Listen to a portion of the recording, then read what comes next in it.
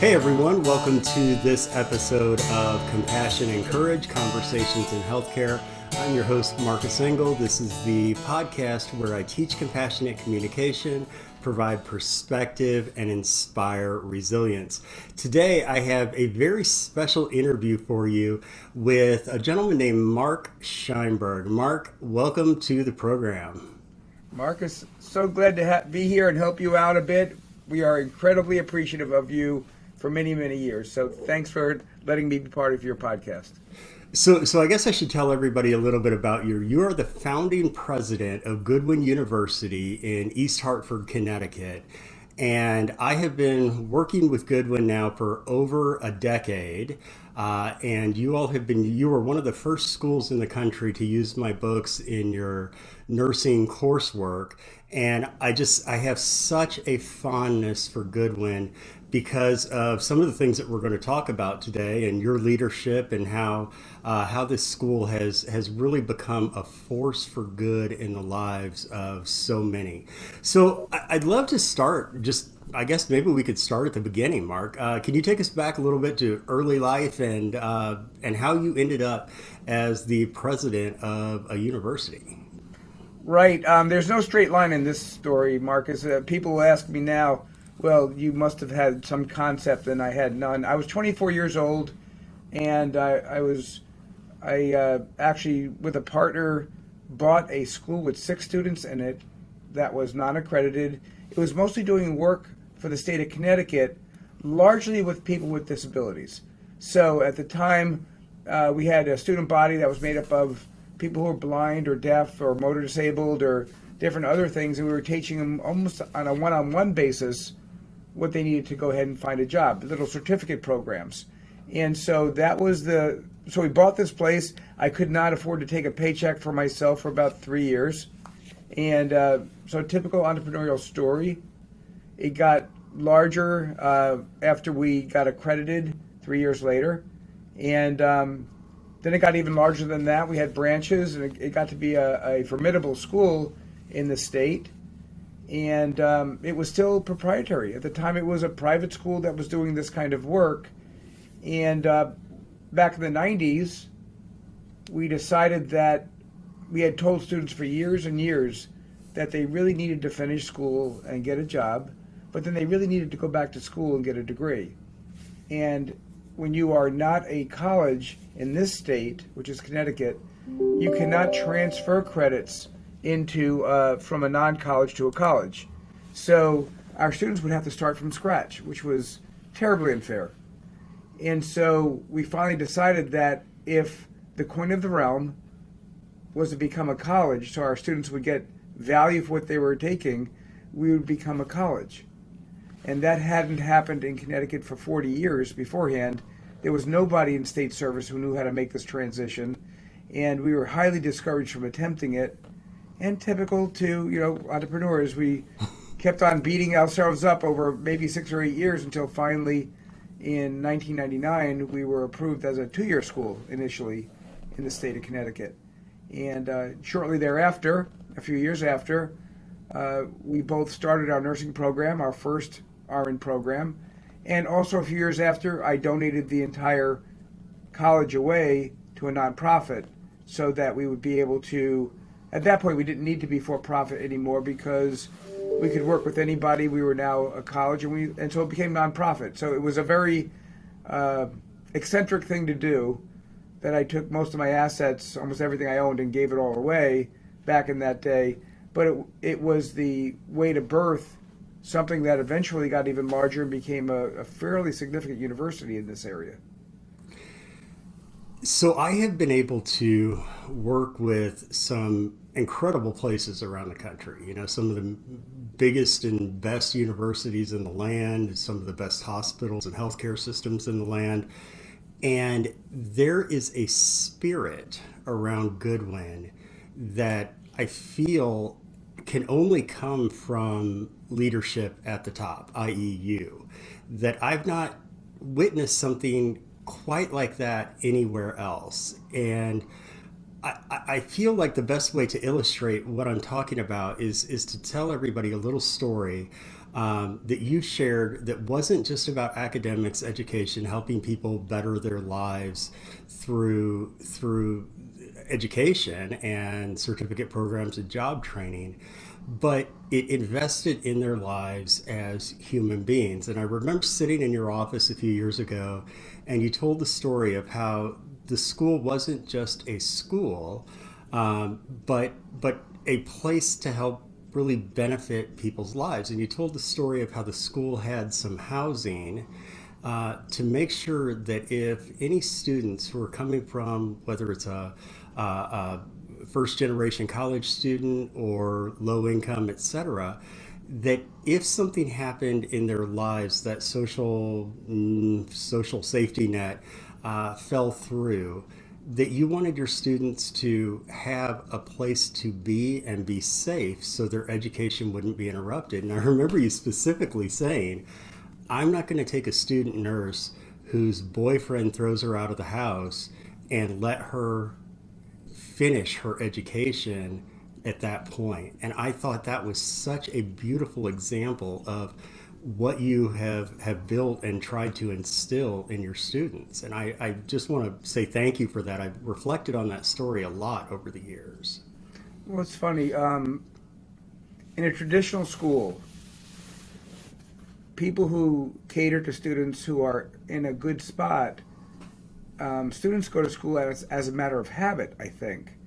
You're 18 years old and you graduated high school and you got on one bus last year and you have to get on a new bus or be taken off to a nice school where you're going to be put in almost like a womb somewhere, that you're going to live in this room and go to school and have nothing to think about except for your classes. And while there's lots of challenge in that, it is nothing like the students that I see.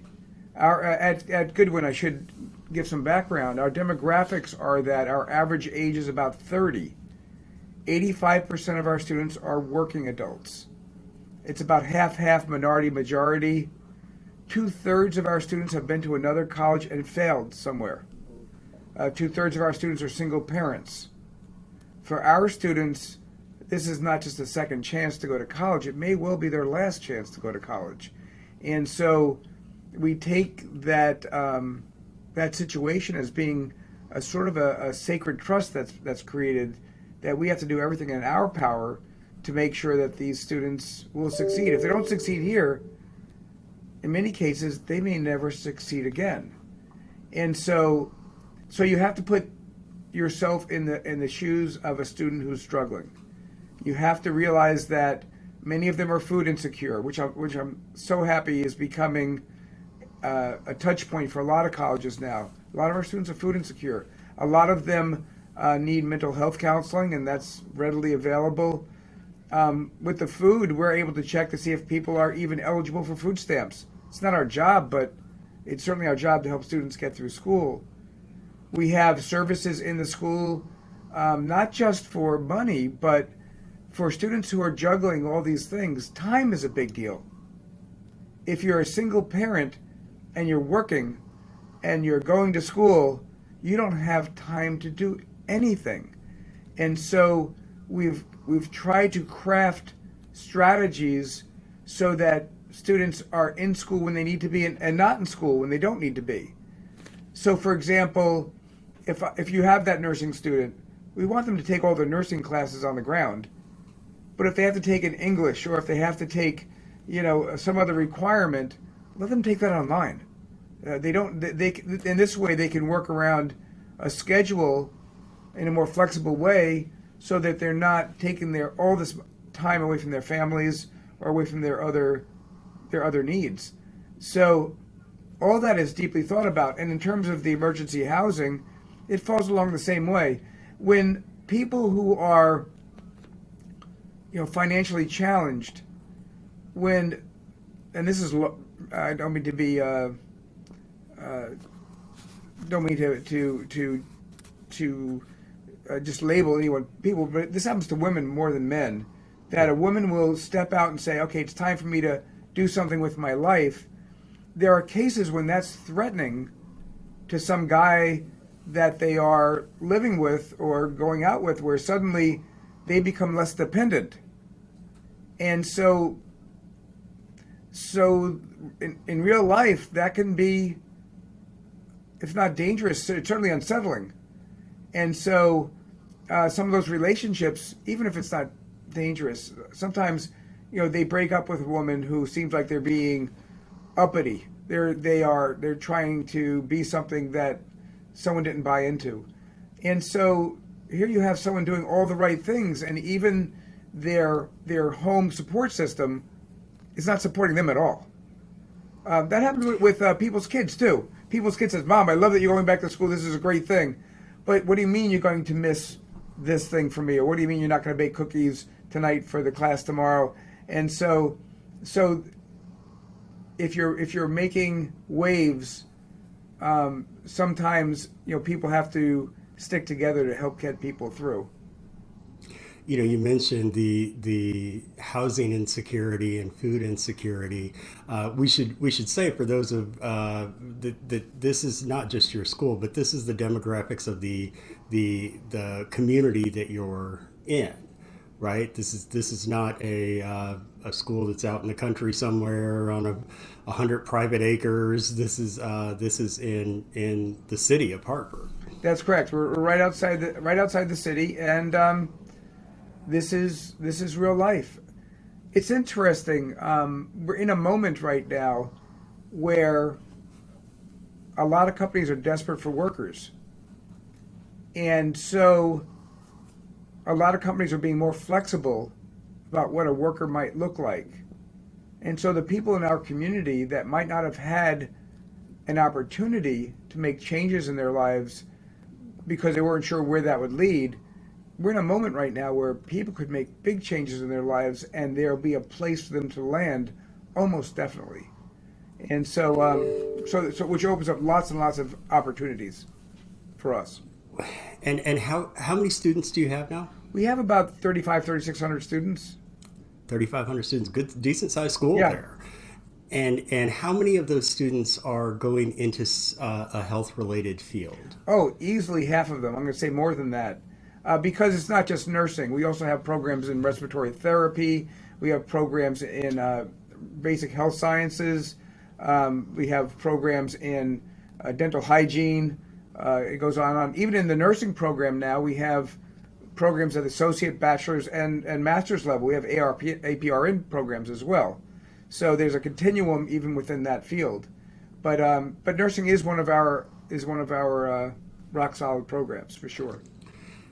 And obviously I love working with anybody who's in any type of health professions, but when I look at the school that Goodwin is, and I look at the leadership and, like I said, the philosophy around everything, I have to, especially with so many professions that are based in health, which is, of course, takes some compassionate heart to want to give your professional life in service of others in this manner. I guess my question comes to you then. Who taught you not only the compassion that you have, but the leadership? How did you, if you think about your mentors, who brought you to this place where you are? Well, Marcus, I grew up pretty poor. I don't think I knew it at the time. If I look back now, I try to explain it that we were never on welfare, but we got the food. I mean, they always had the USDA foods used to come in on a regular basis. So I knew that we were not very, very well off. And I have been so blessed by people who picked me out and picked me up, even outside my family. There was a story I told last year, finally, to our people here when they were talking, when COVID came. I was telling our faculty and staff, because everybody was then online suddenly, and it was an emergency. And again, we're dealing with a lot of health science people who were still pressed into action, even though they weren't even graduated. But it was a very frightening time. And I remember talking to our faculty and staff in a town hall, and I said, if we're frightened, imagine how you would feel if you were 70 or 80 years old right now, where you're much more in a place where you're worried about surviving this. And I said, we all got here with somebody's help, and I gave everybody the homework that they should think about somebody who is now older who helped them when they were coming up. And their homework was to go to try to find them and thank them. Mm. And because I said, because right now they're frightened, they're probably isolated, and it would mean a lot to them. And when I got off this town hall, I realized a couple of days later that easy for me to tell people to do that, but I should do the same. And what came up in my mind was, of all things, I had an elementary school teacher, all the way back then, who was a music teacher, who was very, very kind to me. I was very lost little boy, and but I was gifted in music, and this lady was, she was wonderful to me. And I remember I used to take private lessons with her because she said I had a scholarship, and it wasn't until many years later that I realized there's no scholarship. She was just giving me free lessons because she felt bad for me and I had talent, and so I actually was able to find her, and it was a lovely thing when you're telling a lady who's now in her 80s, who is worrying about going into assisted living at this point, and just tell her that she mattered, that she had given herself to this job all those years, and that what she did mattered. And I mention all that because I am incredibly aware and grateful for the ways in which people have helped me to get where I am today. But for the grace of God, I am one of my students. And so when I see my students, I'm not looking at someone for whom I'm reaching down and condescending to. They are exactly me, just in a different place in the path. And so, so where do I get it from? It feels like a sacred give back for some of the blessings I've been given all these years. That's beautiful. That's beautiful. And whenever we can recognize ourselves in the other, and the other in ourselves, when we see that universality of all humankind, I believe that's where we really are tapping into being present and being at our most compassionate of human beings. I'd love to hear that. You've so you're the kind of the father figure for all of these students, and they're going into the health professions. Is there anything that you have experienced as a patient that you try to instill to these students? Well, it's funny. Up until a few years ago, it was all pretty. It was all pretty theoretical. It was one of those things where I used to talk to students about, and as you know from being here, when you want to pass the tests in nursing, it's about the science and knowing the statistics and knowing the equations and all those kinds of things. But in fact, once you've passed that, what's really important is your bedside manner. And so that's why you felt that, and why we had you here is because your story was so important and critical to students. So I've always lived it from that side. But a couple of years ago, actually about 3.5 to be exact, I was diagnosed with cancer. Suddenly, I had a nodule that was found in a regular checkup on my neck, and someone said, "Oh, you might want to get that biopsied." And so, just to sort of check off the box, I went ahead and got it biopsied, and got word that it was cancerous. And even before I get into that, I have to tell you, Marcus, because I am so aware of the power of being carefully compassionate when you're in the health field. I got a call from a doctor to tell me I had cancer on the phone when I'm sitting at breakfast with other members of my family. So I'm sitting there, having a regular conversation, and I get a call, and I pick it up because it's from the doctor's office. He says, "I just want to let you know you have cancer." It's like, okay, I can't even react to this. I can't even, I don't know what happened the rest of that morning at that breakfast, but I didn't want anyone else to know that there was anything going on. I didn't have a chance to ask any questions or process it. And I just put the phone down and finished the breakfast. and then was, in some weird spiral the rest of the day trying to figure out what that meant. Um, and I'm thinking to myself, wouldn't it have made sense for someone to say, "Can you call the doctor when you're free?" Just something that says, "Okay, we have a consequential conversation to have with you, and let's do it at a time when you can really, when you can grasp it." What a concept, right? What a concept. So, those things make me think of you immediately because those are the ways in which we've now taught ourselves in many ways through you to be thinking about these things. But here I am. You talk about being the father figure. It's a weird thing because I'm sort of the patriarch of my family. But when you're the president of a university, you're the father of thousands of people. So every time something strange happens in the world, every time there's a shooting, every time something awful is happening somewhere that people are trying to make sense of it, it's your job in a way to translate that for your community, to tell your community, how can you be your best selves in a world that's not their best selves all the time? How can you do something that is, how can you make sense of any of this? And so I'm constantly in that sort of role. But suddenly, the story was about me. And so it was so difficult to figure out what lane I needed to travel in when I was not in charge anymore.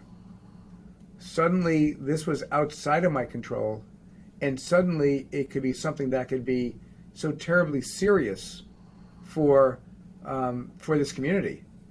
And so I actually made the determination that while I told the chair of my board what was going on, I told nobody else in the place until I had some sense of what the prognosis would be, because I didn't know what I was dealing with.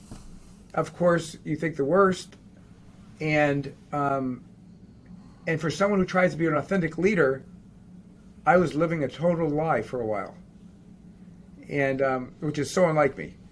So in any case, I remember Goodwin College was just changing that month from a college to a university. We had finally elevated ourselves. We had enough graduate programs, and I just had a biopsy done. It was I said it was actually the primary place was in the back of my throat, down low, and so they had a biopsy done. That they were going to just take a biopsy. They ended up doing a bit of an operation where they took out a part of my tongue down low, and I was obviously, considered the worst sore throat you've ever experienced in your life.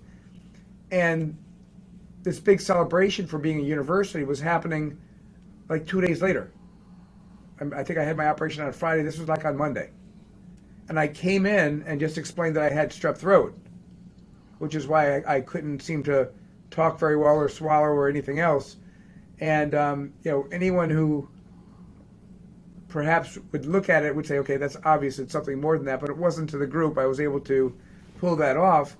But, and then shortly thereafter, a couple weeks later, I had to go in for another major operation. And I actually think other than senior management, I actually kept the whole thing very, very quiet. You said it felt like you were living a lie. And I guess my training would come back to hearing that, saying that's a compassionate response, right? First of all, it's a response to devastating news, but it's also a compassionate response not to get people in a tizzy before we know what's going to happen, right?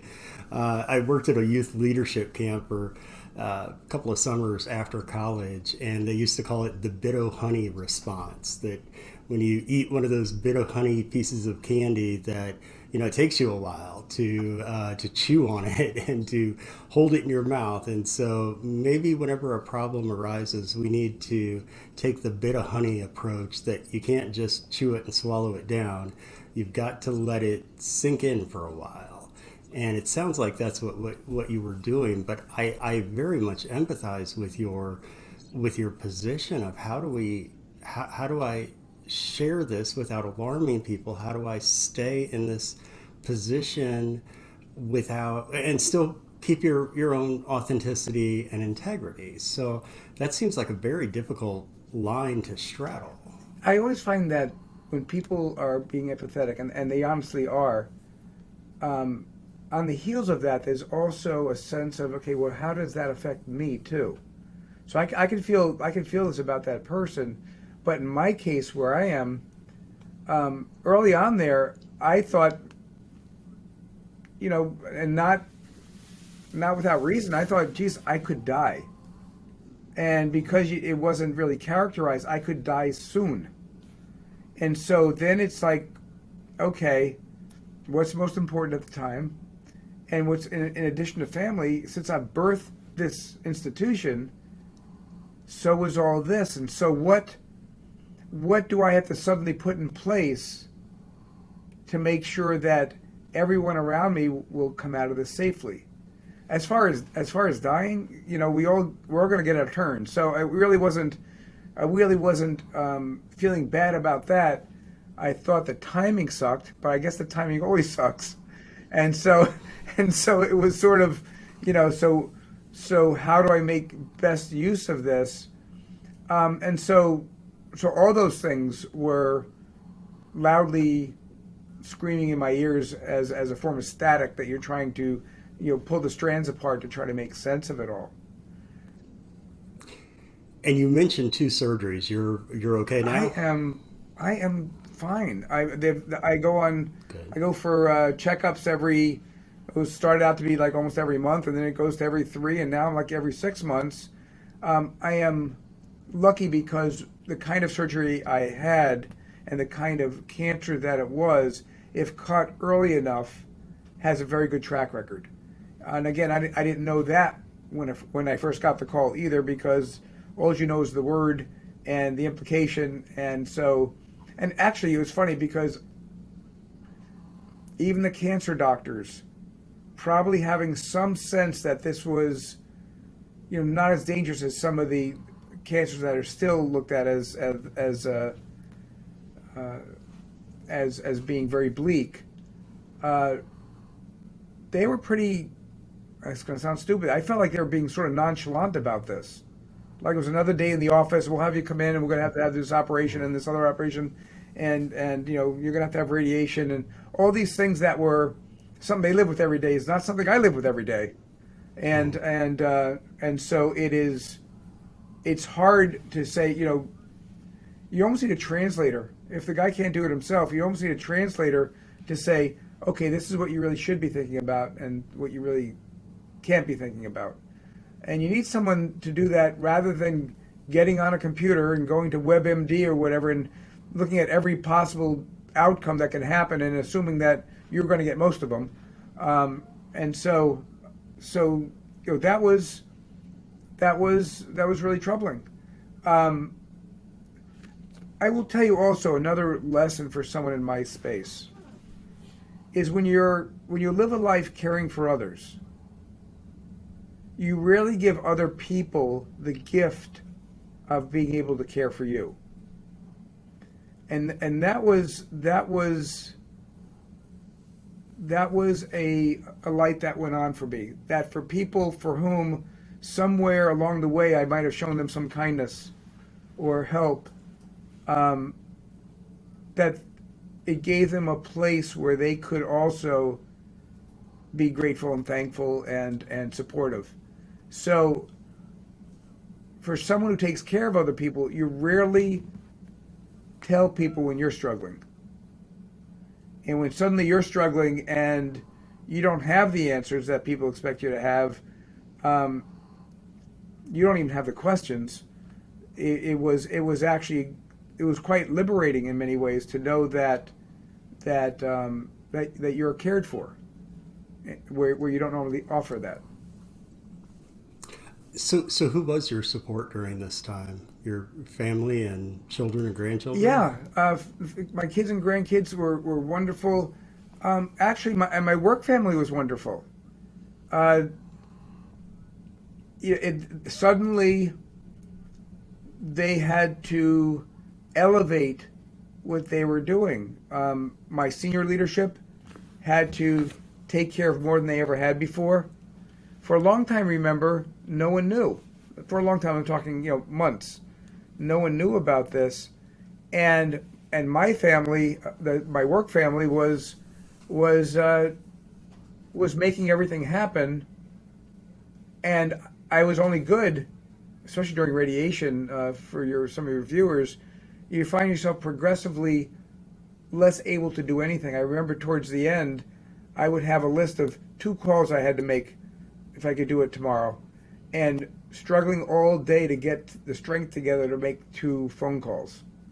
Um, and so in that sort of situation, an awful lot of stuff in a place that moves this dynamically had to happen without my hands touching anything, and and it gives you maybe an opportunity to know that people around you can do even more than you're having them do. That people will find the time and the energy to make that happen.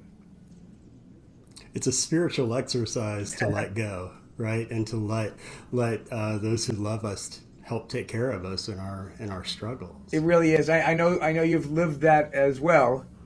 Um, and while you have a strong, and you've always had a strong centeredness about you, uh, this takes you places where everything is shaken, and so suddenly you have to reassess, so many things. So Well, I'm glad that you're here to tell the story. And I also was reading over so many of your accomplishments over the last 20, 30 years, all the awards that you have been granted. You're so involved not just in the Goodwin community, but throughout the larger community of Hartford and even the state of Connecticut. It's such a moment for me to be able to look at how widely involved you are in the community, to know that somebody doesn't do this for their own ego. You are involved with this many things because of your true love and passion for people and for helping people achieve and be their best. That's something that I don't think we find as often as maybe we should or we'd like to in society. So I was glad to be able to read over all those things and know just how deep your passion for your fellow human beings are. well, Marcus, I would ask you some of the same question. Earlier in this interview, you were talking about seeing yourself in others and how important that is, and how that breaks down. Uh, Most of the bad things people think about people is because you feel separate from them. And in fact, that word is the word that someone once told me, that's the most dangerous word in the human language, is them. Because once someone can be somebody else, it gives you permission to treat them differently, or like they're not really like you, or they're not really deserving. And so if people are no longer them, suddenly you have to treat somebody as if they're part of your own family, and it is. So I'm very worried. I've done a lot of international work around peace action in lots of places, but it strikes me that awareness for you. I would ask you where that came from. It's a very powerful seminal thing to say. For me, I know that, and I often say this in keynote addresses, that we don't know what we can go through until we have to go through it. But people who have truly been hurt, people who have truly experienced some type of loss, they don't want anyone to suffer like they have. And that's why when things that happen that are horribly unfortunate, such as losing a child or losing a spouse, that so many people try to create scholarships or endowments or awards, et cetera, in that individual's name, because we want to make something good out of something bad. We want to take the struggles and the suffering that we have endured and make it mean something, right? Make it worth something. And it at the heart of everything that I have ever done is really just that idea that I I don't want anybody to. I want people, if you have to suffer physically as greatly as I did, that you have those types of compassionate, caring individuals taking care of you at your lowest points, to be there. And so if I can use my life and my experiences to do that, that's not just my duty, that's my joy. Well, it's funny. You've done that incredibly well. I know that this institution has put out. Gee, we may have put out 10,000 nurses. I mean, just in certainly. Oh, I say 10,000. We've put out thousands at least in the last 10 years or so. I will tell you that your speaking to them gives them a viewpoint that they rarely get as powerfully as you offer it. And so the reason why you've been back so many times is that there are pieces of this story in everybody that's treated in a hospital, but you are very, very gifted in putting all of that together in such a powerful package. So I know that our nurses going out, people say that they know that they see the difference in them, and a lot of it is because of perhaps the compassion that they've seen here, but also in the compassion that they've learned from people like you. Well, I appreciate that, and to know if I had any small part in helping shape some of these terrific nurses that you all have turned out, I take that as a great honor. It's interesting. As I said, we have older students, and so even our nurses and all of our students have lived a little bit of life. So, and this is not taking anything away from someone who loves the field and got into it right out of high school. That's wonderful. But it's interesting if you are going back to it and you are 25 or 30 years old. In many cases, the reason why you're going back is from some experience that you had, that someone touched you or a family member who's in the health professions, and it's your way of giving back to figure out how you can make a difference in that next person's world. Yeah, and that's when we're at our best as human beings, right? When we have received that compassion or that love or that kindness, and we turn around and share it with not just one other person, but hopefully we make an entire life around Well, it. I also got to give you credit in that you have a truth that you're willing to go out and speak, even though that public place is a place where it's more dangerous than staying home.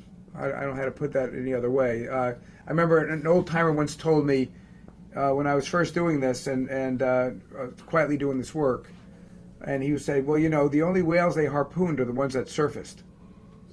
So you're better off going and doing the work and having no one know about it. And there is something to that. At the same time, if your truth is important enough, you have to be willing to take the risk and be out there. And every time you go out and do a keynote, it's got to feel very alone on that stage. You get used to it like flying, but at the same time, you're out there. You're 100% out there every time. You used the word earlier, authenticity, and I want to try to stay as authentic as I can. And you also talked about truth there. So in the time we have left here, can I shoot a couple of truth questions fast? Yeah, go ahead. Rapid fire kind of. Sure. Okay. So the first question I have for you is: let's say you were stranded on the proverbial desert island, and while you're on this desert island, though, through the magic of a desert island, you are allowed to have or keep one piece of art with you. One piece of art, whether that's a book, a piece of visual art, a movie, a Netflix series, or another way to ask that question might be, what is a piece of art that really speaks to you and why? For me, just because of my history, it'll be music of one form or another. And if I had as much as and varied as I can, it's a funny thing that people through different arts have a path to their soul that doesn't happen in almost any other way. Whether it is, poem or music or art, that I know that I can be perfectly centered and normal. I can go to a play and watch music and cry, and so it's touching some place where you just don't tap that part of you enough. So if I were in that place where I'm on a desert island and all you have really is time for reflection, then my method to get there quickest would probably be music in one form or another. And do you have a certain genre of music that you're Uh, you know, a fan of or that you play? when I've played, I started early on as a classical music person. Then I was a jazz player, and now it's much more usually popular classic. But so if I had to pick one, I'd probably pick jazz. But I all of it has something to offer. All of it speaks in some way. What instruments When do I'm you playing play? out, I'm a bassist. So, and when I'm playing out Bass. now, it's more electric than anything else. Nice, nice.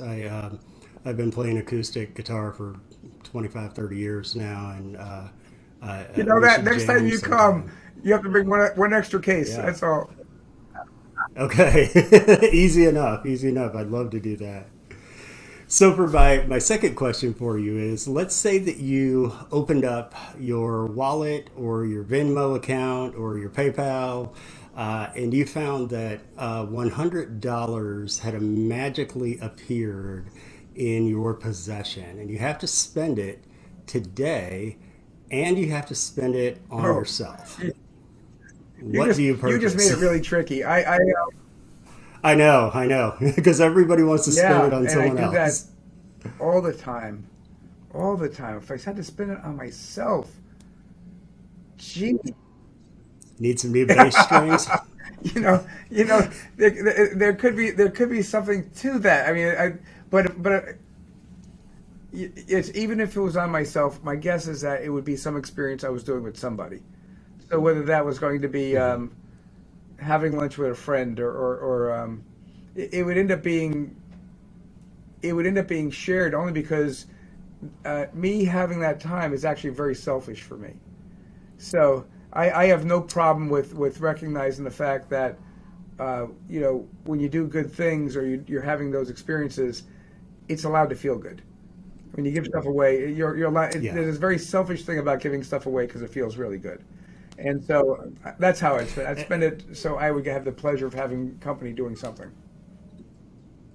that's awesome. That's awesome. And so, my last question for you is, let's say that you had the biggest billboard on top of the world's highest mountain. What is the message that you broadcast to humanity? Um, we are in the most polarized time that I remember, and it's always been problems between a couple of countries. It's always been problems between a couple of groups, but the problems have always seemed on the fringes. Right now, the problem seems so mainstream that that and people are yelling so loud, people have forgotten to listen. Because in everybody's story, as different as it is from you, I believe that there's kernels of truth that everyone can accept if we listen. And so the billboard would probably just be to listen. Just listen. I love that. I often say that I can really distill down uh, my education into two words, and that is Mm. active listening. How do we truly show presence, and how do we listen for the cries of others, even when those cries may be silent? Active listening, being there in that Mm. moment. Yeah. Well, Mark, I cannot thank you enough for being with me today and sharing your insight, and especially for the just great amount of good that you have done over the years and that you continue to do by turning out quality healthcare professionals from those who may have not had the privileges that everyone else has in society. It's a beautiful thing, and it's a beautiful legacy, and I'm really proud Well, to Mark, know you, I'm really Mark. proud to know you too. One of the real blessings in the job I have is that you get to have these experiences with people like you that would not have happened but for putting yourself in a place where you can find these things. So I thank you for all the work that you do all over the country, all over the world. It is so important. Well, thank you. Thank you. And listeners, thank you for being here for this episode of Compassion and Courage Conversations in Healthcare. This is the podcast where I teach compassionate communication, inspire resilience, and provide perspective. I want to thank everyone who is sharing and subscribing and rating and reviewing and doing all of those social media interaction things to help us get the word out about compassion and courage. Thank you again to my guest, Mark Scheinberg, who is the founding president of Goodwin University in East Hartford, Connecticut. And thank you to everyone who is listening and continues to listen to Compassion and Courage. Thanks for being with us.